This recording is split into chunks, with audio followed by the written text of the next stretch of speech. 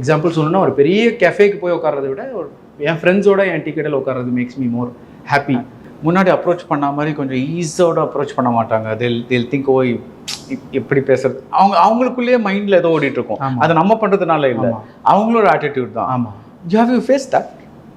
எனக்கு சம்ஹவ் அது இல்லை. ஏன்னா இப்போ நான் எப்படி சொல்கிறது, நான் மூவ் பண்ணுற சர்க்கிளும் வந்து நான் சினிமா சர்க்கிள் கூட அதிகமாக நான் வெளியே போய் ஹேங் அவுட் பண்ணுறது இல்லை. அதான் சொல்கிறேன், என்னோட 15 இயர்ஸ் ஃப்ரெண்ட்ஸ் கூட தான் இன்னும் ஹேங் அவுட் பண்ணிட்டுருக்கேன். நான் எங்கள் அண்ணாநகர் சைட் வந்தீங்கன்னா நான் எங்கே இருக்கட்டும், எங்கே வேணால் இருப்பேன்.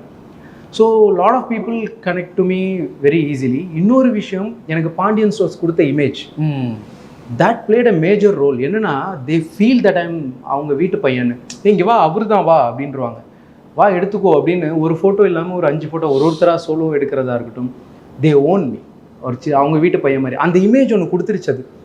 அண்ட் நானும் கிட்டத்தட்ட இன்னும் அப்படியே தான் இருக்கேன். நான் இன்னும் எனக்கும் மென்டலாக வந்து எனக்கு அது இன்னும் சம்ஹவ் எனக்கு என் ஃப்ரெண்ட்ஸோடையே இருக்கணும்னு தான் அப்படி தோணுது. பெரிய சர்க்கிள் கூட போய் அப்படி அது எனக்கு இன்னும் பெருசாக it doesn't make me happy. அந்த ஒரு எக்ஸாம்பிள் சொல்லணும்னா ஒரு பெரிய கேஃபேக்கு போய் உட்கார்றதை விட என் ஃப்ரெண்ட்ஸோட என் டீ கடையில் உட்கார்றது மேக்ஸ் மீ மோர் ஹாப்பி. அதனால ஈஸி அப்ரோச்சபிளாக தான் நான் இருப்பேன். போகிற வர்றவங்கெல்லாம் வந்து ரெகுலராக பார்க்குறோம். ஒரு கட்டத்தில் அவங்க என்ன மதிக்கவே மாட்டாங்க, because I am regular person there. So அப்படி தான் இருக்கேன் நான். உங்கள் தங்க நகையை விற்று உடனடி பணம் பெற மேக்ஸ் கோல்ட். கால் 04445454545.